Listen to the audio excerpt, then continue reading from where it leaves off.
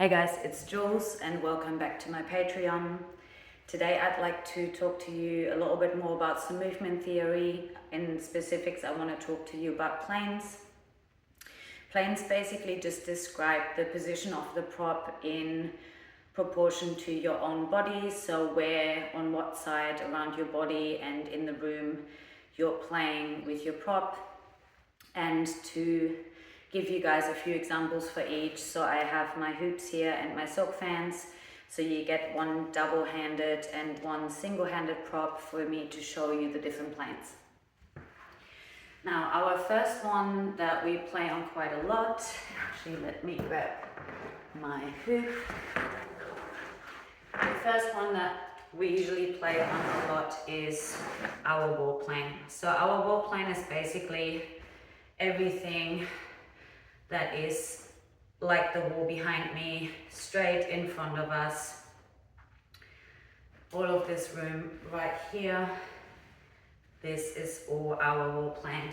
Now, playing with the hoop on wall plane could look something like this.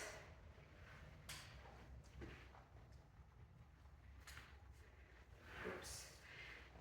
Any of these movements right in front of me here, these are all wall plane moves, because my hoop is, in terms of how it's positioned, parallel to the wall, either behind me or an imaginary wall in front of me.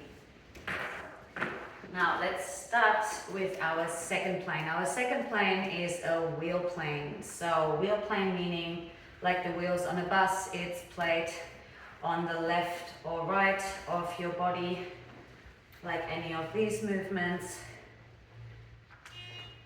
So wheel plane is anything that is happening left and right of the body, like the wheels on a bus. Now with a hoop, that could be looking like any of my weaves, or simply standing sideways to the front and then playing it on my sides. Could actually also stand like this and play it on my side. So this is my wheel plane because it's on the left and right of my body, usually somewhere on my upper body height, can also be a bit higher, still is a wheel plane, since it's still as if we are, I'm going to show you this one more time from this angle as well. So see how we're playing just on hip height there. So these are our wheel planes. Now, the next one would be our floor or ceiling plane. Let me actually stick with the fans. So floor or ceiling plane moves are movements that are parallel to the ceiling or the floor. For example, like this movement right here, our corkscrew. So it's like a folded figure 8 in this movement, for example, whereas both halves of the 8 are laying, one on the floor and one on the ceiling. Or flowers like this. Also floor and ceiling plane. Now with the hoop, you actually have quite a few of those. So all of these movements, because now the hoop is parallel to the floor or the ceiling. These are all floor or ceiling movements. It's actually in the hoop, I think, one of the most utilized planes. And then we have one more that's usually used, which is called the dark plane. So the dark plane actually refers to anything that is happening behind your back or behind your head. It's all of these movements that we, dark plane, that we might not actually see unless we have a mirror.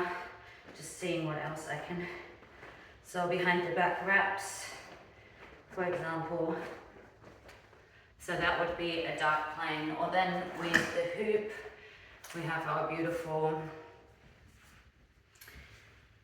crossover back isolation. This would, for example, be in the dark plane because it is happening behind our back.